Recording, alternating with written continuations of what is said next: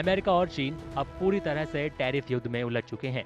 Washington ने चीनी वस्तुओं पर नए सिरे से शुल्क लगाया है, जिससे 9 अप्रैल तक कुल शुल्क 104% तक पहुंच गया है।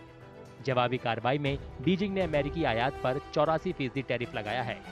ये बड़ी वृद्धि पहले की गई कार्रवाई के बाद हुई है, जिसमें फेंटेनाइल तस्करी में चीन की कथित भूमिका से जुड़ा 34% अमेरिकी टैरिफ और 20% शुल्क शामिल है।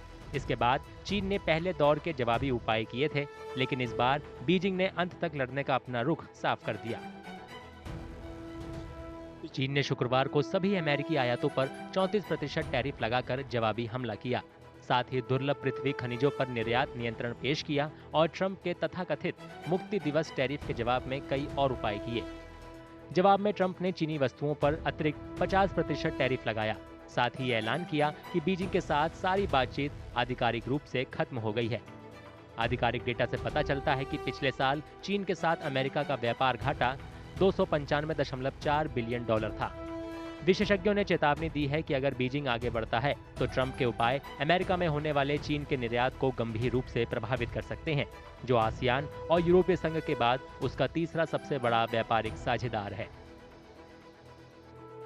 चीनी वाणिज्य मंत्रालय ने चेतावनी दी है कि अगर अमेरिका टैरिफ बढ़ाना जारी रखता है तो चीन अपने अधिकारों और हितों की रक्षा के लिए जवाबी कार्रवाई करेगा। इस जवाबी टैरिफ युद्ध का असर दुनिया भर में पहले ही महसूस किया जा रहा है, क्योंकि सरकारें दो आर्थिक महाशक्तियों के बीच टकराव से अपनी अर्थव्यवस्थाओं को बचाने के लिए जूझ रही हैं। चीन ने कूटनैतिक कदम उठाते हुए अमेरिकी टैरिफ के खिलाफ मिला-जुला रुख अपनाने के लिए भारत से संपर्क किया है, लेकिन कनाडा और चीन के विपरीत नई दिल्ली ने ट्रंप प्रशासन के साथ सीधे टकराव से दूर रहने का विकल्प चुना है। चीनी निर्यातक व्यापार युद्ध के असर को कम करने के लिए दो प्रमुख रणनीतियां अपना रही हैं। पहला, अपने उत्पादन के कुछ हिस्सों को विदेशों में शिफ्ट करना और दूसरा, गैर अमेरिकी बाजारों में निर्यात बढ़ाना।